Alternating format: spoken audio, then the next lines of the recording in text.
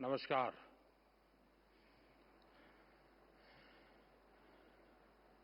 ITV network के founder और संसद में मेरे साथी कार्तिकेय शर्मा जी, नेटवर्क की पूरी टीम,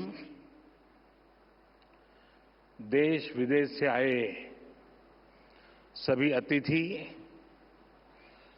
अन्य महानुभाव, देवी और सज्जनों, न्यूज एक्स वर्ल्ड इसकी शुभ शुरुआत और इसके लिए मैं आप सबको बहुत बहुत बधाई देता हूं, बहुत बहुत शुभकामनाएं देता हूं। आपके नेटवर्क के हिंदी और इंग्लिश सहित तमाम रीजनल चैनल्स आज आप अब ग्लोबल हो रहे हैं और आज कई फेलोशिप्स और स्कॉलरशिप की भी शुरुआत हुई है। मैं इन कार्यक्रमों के लिए आप सभी को बहुत बहुत शुभकामनाएं देता हूं। साथियों, मैं पहले भी मीडिया के इस तरह के कार्यक्रमों में जाता रहा हूं, लेकिन आज मुझे लग रहा है कि आपने एक नया ट्रेंड सेट किया है।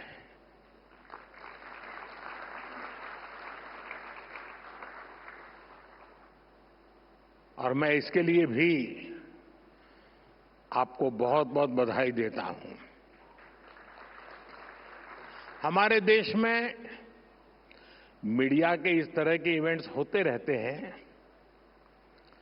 और एक परंपरा भी चल रही है। उसमें कुछ आर्थिक विषय भी है, हर एक का फायदे का मामला रहता है जरा।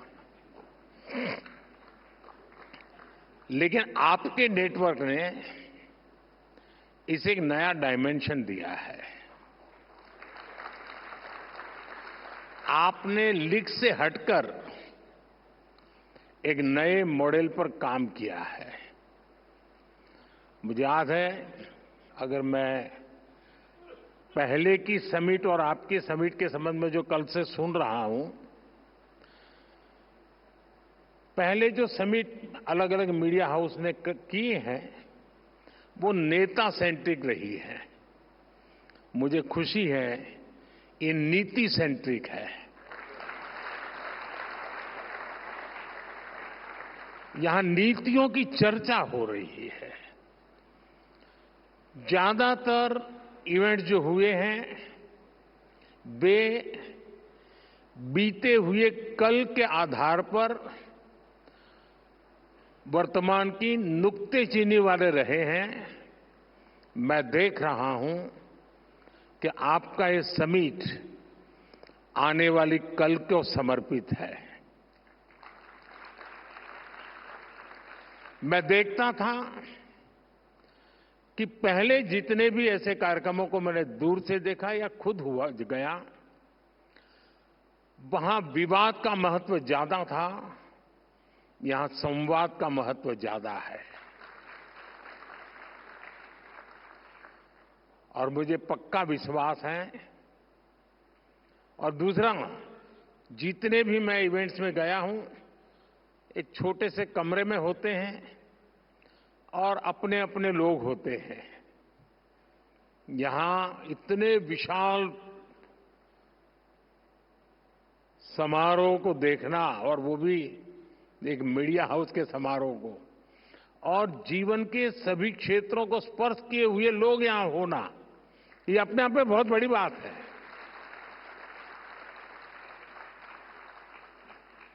हो सकता है यहां से और मीडिया वालों को कोई मसाला नहीं मिलेगा, लेकिन देश को भरपूर प्रेरणा मिलेगी, क्योंकि यहां हुए हर व्यक्ति के विचार देश को प्रेरणा देने वाले विचार होंगे। उम्मीद है कि इस ट्रेंड को,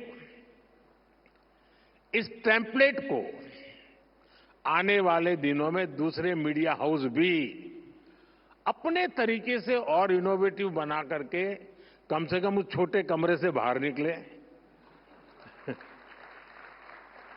साथियों, 21वीं सदी के भारत पर आज पूरी दुनिया की नजर है। दुनिया भर के लोग भारत आना चाहते हैं, भारत को जानना चाहते हैं। आज भारत दुनिया का वो देश है जहां पॉजिटिव न्यूज लगातार क्रिएट हो रही है।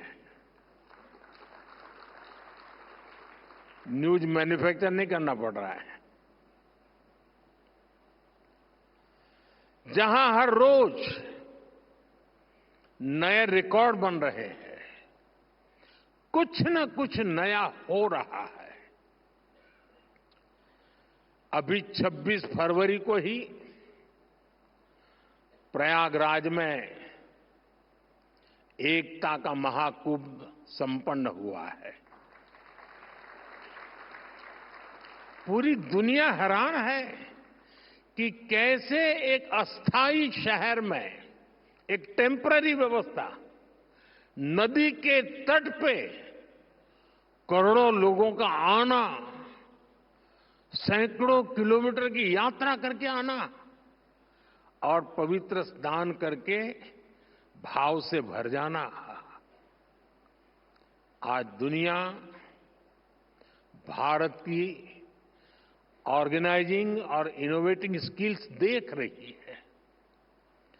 हम सेमीकंडक्टर से लेकर एयरक्राफ्ट कैरियर तक यहीं पर मैन्युफैक्चर कर रहे हैं। दुनिया भारत की इसी सफलता को विस्तार से जानना चाहती है।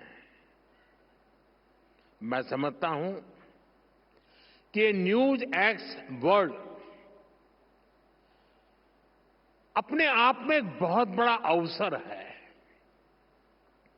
साथियों, कुछ महीने पहले ही भारत ने दुनिया के सबसे बड़े चुनाव कराए हैं। 60 साल बाद ऐसा हुआ जब भारत में कोई सरकार लगातार तीसरी बार वापस लौटी। इस जन विश्वास का आधार पिछले 11 साल में भारत की अनेकों उपलब्धियां हैं। मुझे विश्वास है कि आपका नया चैनल भारत की रियल स्टोरीज दुनिया तक पहुंचाएगा। बिना कोई रंग दिए आपका ग्लोबल चैनल भारत की वैसी ही तस्वीर दिखाएगा जैसा वो है। हमें मेकअप की जरूरत नहीं है। साथियों, कई साल पहले मैंने vocal for local and local for global का विजन देश के सामने रखा था। आज हम इस विजन को सच्चाई में बदलते हुए देख रहे हैं। आज हमारे यहां आयुष प्रोडक्ट्स और योग लोकल से ग्लोबल हो गए हैं। दुनिया में कहीं पर भी जाइए, कोई न कोई तो योग को जानने वाला मिलेगा ही। मेरे मित्र टोनी यहां बैठे हैं, वो तो रोज के योगा प्रैक्टिशनर है। आज भारत के सुपरफूड हमारा मखाना लोकल से ग्लोबल हो रहा है। भारत के मिलेट्स श्री अन्न भी लोकल से ग्लोबल हो रहे हैं। और मुझे पता चला है, कल मेरे दोस्त टॉनी एबट दिल्ली हाट में भारतीय मिलेट्स का फर्स्ट हैंड एक्सपीरियंस लिया है उन्होंने और उनको मिलेट्स की डिशेज बहुत पसंद आई और ये सुनकर मुझे ज्यादा अच्छा लगा। साथियों, मिलेट्स ही नहीं, भारत की हल्दी भी लोकल से ग्लोबल हो गई है। भारत दुनिया की 60% से ज्यादा हल्दी की सप्लाई कर रहा है। भारत की कॉफी भी लोकल से ग्लोबल हो गई है। भारत दुनिया का 7वां सबसे बड़ा कॉफी एक्सपोर्टर बन गया है। आज भारत के मोबाइल, इलेक्ट्रॉनिक प्रोडक्ट्स, भारत में बनी दवाइयां अपनी ग्लोबल पहचान बना रही हैं। और इन सबके साथ ही एक और बात हुई है। भारत कई सारे ग्लोबल इनिशिएटिव्स को लीड कर रहा है। हाल ही में मुझे फ्रांस में एआई एक्शन समिट में जाने का मौका मिला। दुनिया को एआई फ्यूचर की तरफ ले जाने वाली इस समिट का भारत को होस्ट था। अब इसको होस्ट करने का जिम्मा भारत के पास है। भारत ने अपनी प्रेसिडेंसी में इतनी शानदार G20 समिट कराई। इस समिट के दौरान हमने India, middle east, Europe corridor के रूप में एक नया इकोनॉमिक रूट दुनिया को दिया। भारत ने ग्लोबल साउथ को भी एक बुलंद आवाज दी। हमने आइलैंड नेशंस को, उनके हितों को अपनी प्रायोरिटी से जोड़ा है। क्लाइमेट क्राइसिस से डील करने के लिए भारत ने मिशन लाइफ का विजन दुनिया को दिया है। इसी तरह इंटरनेशनल सोलर अलायंस, कोalition फॉर डिजास्टर रिलिजियंट इंफ्रास्ट्रक्चर, ऐसे अनेक इनिशिएटिव्स हैं जिनको भारत ग्लोबली लीड कर रहा है। और मुझे खुशी है कि आज जब भारत के अनेक ब्रांड ग्लोबल हो रहे हैं तो भारत का मीडिया भी ग्लोबल हो रहा है। इसी ग्लोबल अपॉर्चुनिटी को समझ रहा है। साथियों, दशकों तक दुनिया भारत को अपना बैक ऑफिस कहती थी, लेकिन आज Bharat new factory of the world बन रहा है। हम सिर्फ वर्कफोर्स नहीं, वर्ल्ड फोर्स बन रहे हैं। कभी हम जिन चीजों का इंपोर्ट करते थे, आज देश उनका इमर्जिंग एक्सपोर्ट हब बन रहा है। जो किसान कभी लोकल मार्केट तक ही सीमित था, आज उसकी फसल पूरी दुनिया के बाजारों तक पहुंच रही है।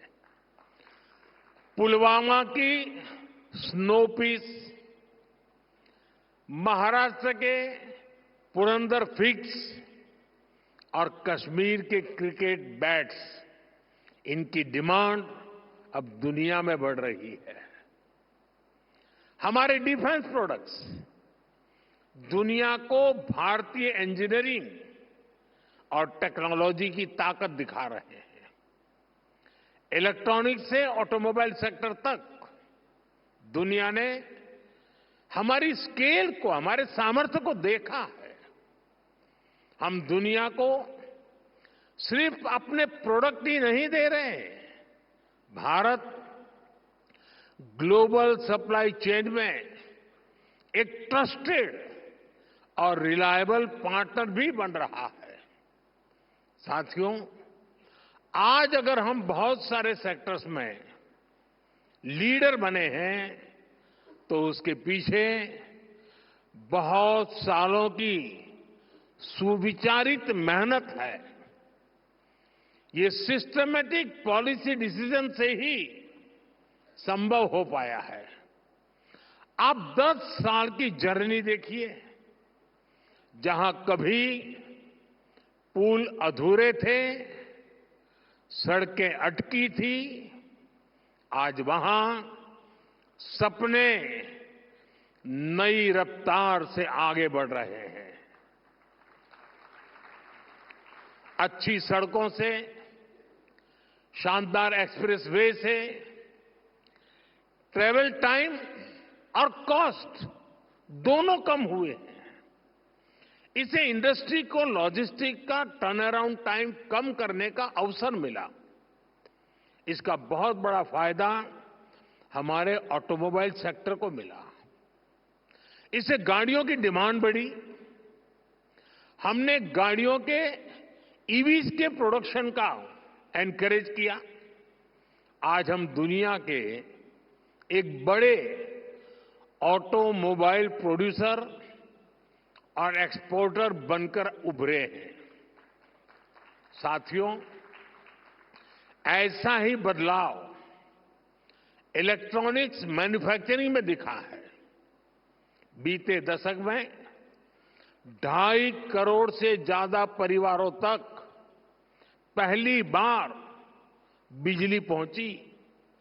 देश में बिजली की डिमांड बढ़ी, प्रोडक्शन बढ़ी। इससे इलेक्ट्रॉनिक इक्विपमेंट की डिमांड बढ़ी। हमने डेटा सस्ता किया तो मोबाइल फोन्स की डिमांड बढ़ी। ज्यादा से ज्यादा सर्विस मोबाइल फोन पर लेकर आए तो डिजिटल डिवाइसेज का कंजम्पशन और बढ़ा। इस डिमांड को अपॉर्चुनिटी में बदलकर हमने पीएलआई स्कीम जैसे प्रोग्राम शुरू किए। आज देखिए, भारत एक मेजर इलेक्ट्रॉनिक्स एक्सपोर्टर बन चुका है। साथियों, आज भारत बहुत बड़े टारगेट्स रख पा रहा है, उनको अचीव कर रहा है। तो इसके मूल में एक खास मंत्र है। ये मंत्र है मिनिमम गवर्नमेंट, मैक्सिमम गवर्नेंस। ये एफिशिएंट और इफेक्टिव गवर्नेंस का मंत्र है।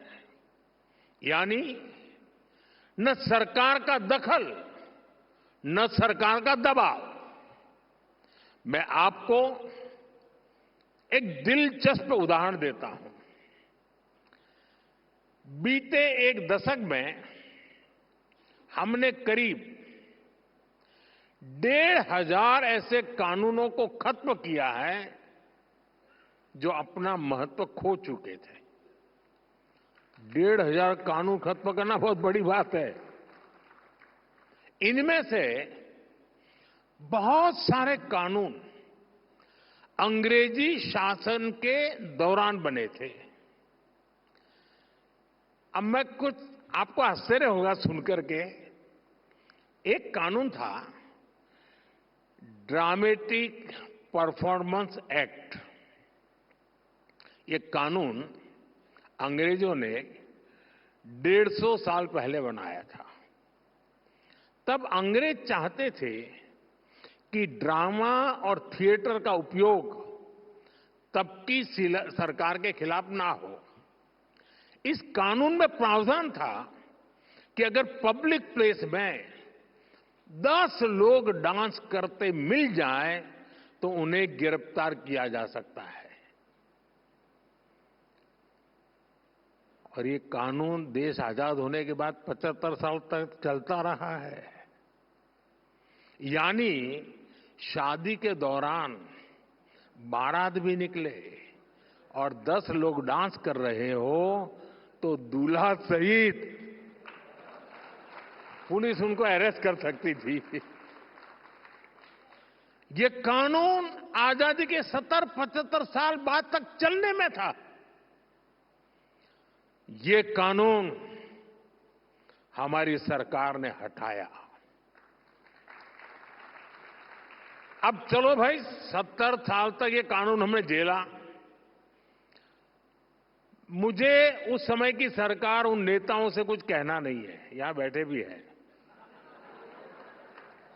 लेकिन मुझे ज्यादा तो ये लुटियन जमात पर आश्चर्य होता है, ये खान मार्केट गैंग पर आश्चर्य हो रहा है। ये लोग 75 साल तक ऐसे कानून पर चुप क्यों थे? ये जो आए दिन कोर्ट जाते रहते हैं, पीआईएल के ठेकेदार बने फिरते हैं, ये लोग क्यों चुप थे? तब उनको लिबर्टी ध्यान नहीं आती थी क्या? अगर आज कोई सोचे मोदी ऐसा कानून बनाता तो क्या होता?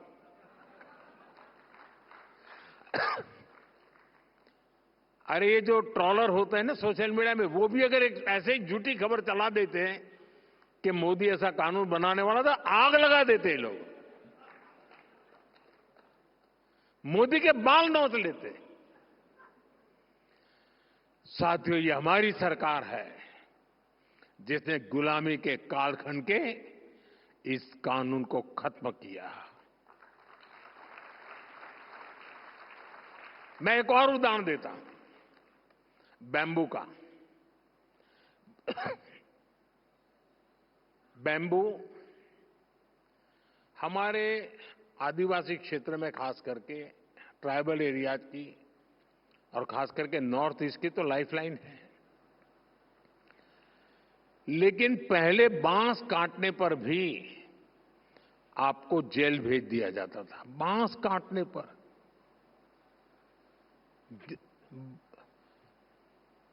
अब कानून क्यों बना? अब मुझे कोई भी, मैं आपसे पूछूं भाई, मैं अगर आपको पूछूं कि बांस ये वृक्ष है, ट्री है क्या? कोई मानेगा क्या ये ट्री है? कोई मानेगा ये वृक्ष है? आपको आश्चर्य होगा, आजादी के 70 साल के बाद भी मेरे देश की सरकार ये मानती थी कि बाम्बू ये पेड़ है, वृक्ष है, और इसलिए वृक्ष काटने से जैसे मनाई थी, वैसी बाम्बू काटने से बढ़ाई थी। हमारे देश में एक कानून था जो बांस को ट्री मानता था, और सारे ट्री के कानून इस पर लगते थे। इसको काटना मुश्किल था। हमारे पहले के शासकों को समझ ही नहीं आया कि बांस पेड़ नहीं है। अंग्रेजों के अपने इंटरेस्ट हो सकते थे, लेकिन हमने क्यों नहीं किया? बांस से जुड़े दशकों पुराने कानून को भी हमारी ही सरकार ने बदला। साथियों, आपको याद होगा, 10 साल पहले तक आईटीआर भरना किसी सामान्य व्यक्ति के लिए कितना मुश्किल था। आज कुछ ही पलों में आप आईटीआर फाइल करते हैं और रिफंड भी कुछ ही दिनों में अकाउंट में सीधा जमा हो जाता है।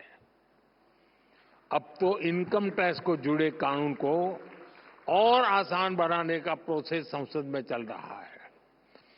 हमने 12 लाख रुपए तक की इनकम को टैक्स फ्री कर दिया। हाँ, अब ताली बजी। आपको बाम्बू में ताली नहीं बजी, क्योंकि वो आदिवासियों का है।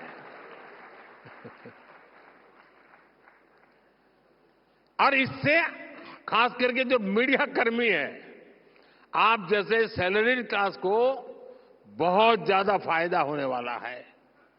जो युवा अभी पहली दूसरी नौकरी कर रहे हैं, उनके एस्पिरेशन भी अलग होती है, उनके खर्चे भी अलग होते हैं। वो अपनी एस्पिरेशंस पूरी करें, उनकी सेविंग्स बढ़े, इसमें बजट ने बहुत मदद की है।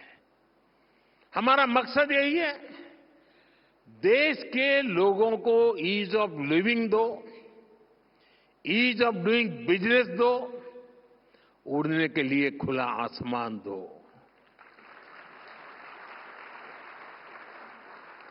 आज देखिए,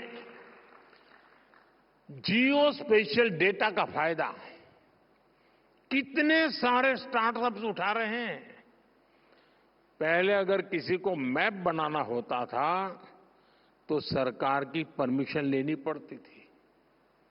हमने इसको बदला और आज हमारे स्टार्टअप्स, प्राइवेट कंपनियां इस डेटा का बेहतरीन उपयोग कर रही हैं। साथियों, दुनिया को जीरो का कंसेप्ट देने वाला भारत आज इन्फिनिट इनोवेशंस की धरती बन रहा है। आज भारत सिर्फ इनोवेट ही नहीं कर रहा, बल्कि इंडोवेट भी कर रहा है।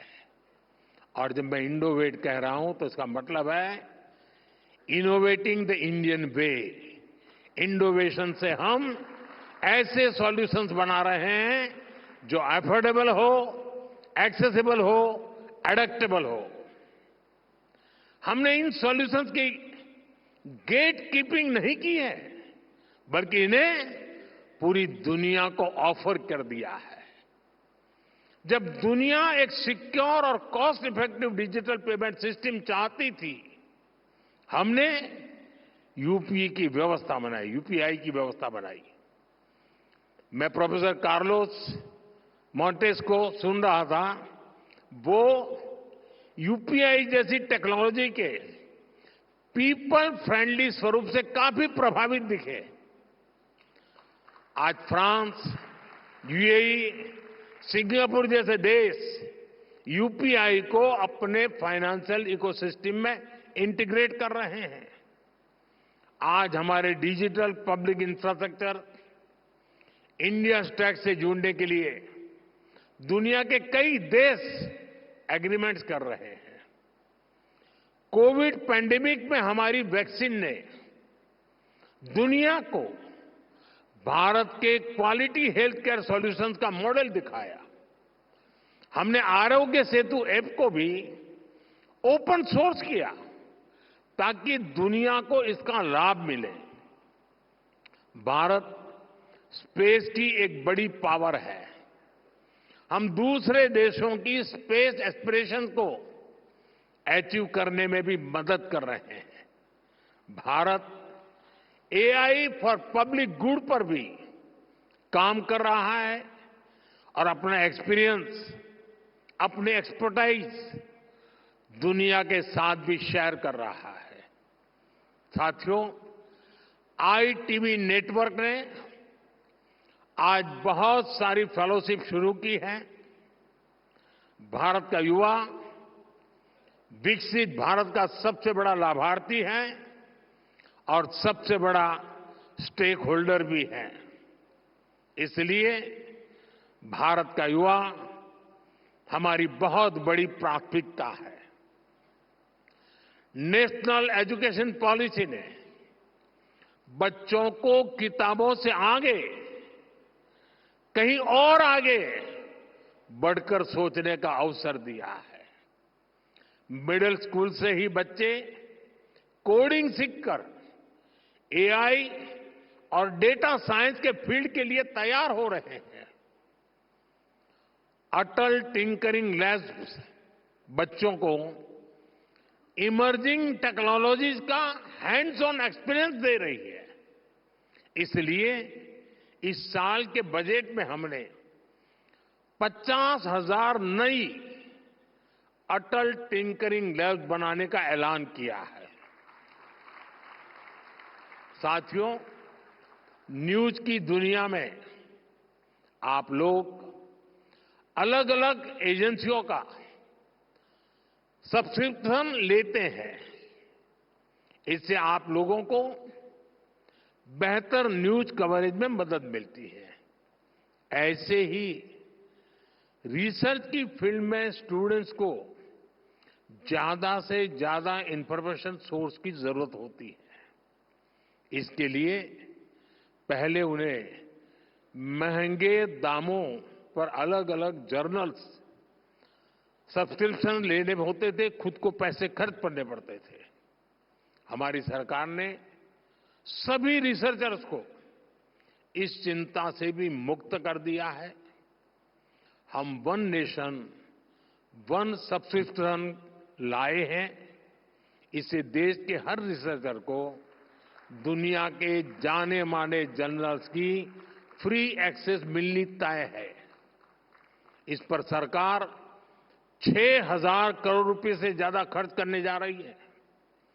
हमें इंश्योर कर रहे हैं कि हर स्टूडेंट्स को अच्छी से अच्छी रिसर्च फैसिलिटीज मिले, चाहे स्पेस एक्सप्लोरेशन हो, बायोटेक रिसर्च हो या एआई हो। हमारे बच्चे फ्यूचर लीडर्स बनकर उभर रहे हैं।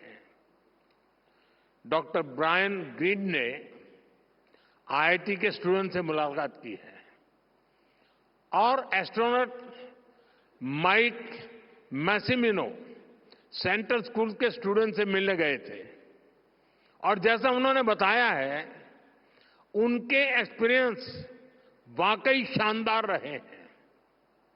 वो दिन दूर नहीं जब भविष्य का कोई बहुत बड़ा इनोवेशन भारत के किसी छोटे से स्कूल से निकलेगा। साथियों, भारत का परचम हर वैश्विक मंच पर लहराए, यही हमारी आकांक्षा, यही हमारी दिशा है।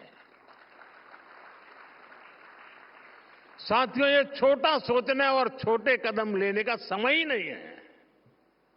मुझे खुशी है कि एक मीडिया संस्थान के रूप में आपने भी इस भावना को समझा है। आप देखिए, 10 साल पहले तक आप सोचते थे कि कैसे देश के अलग अलग राज्यों तक पहुंचे, आपका मीडिया हाउस पहुंचे। आज आपने भी ग्लोबल होने का साहस जुटाया है।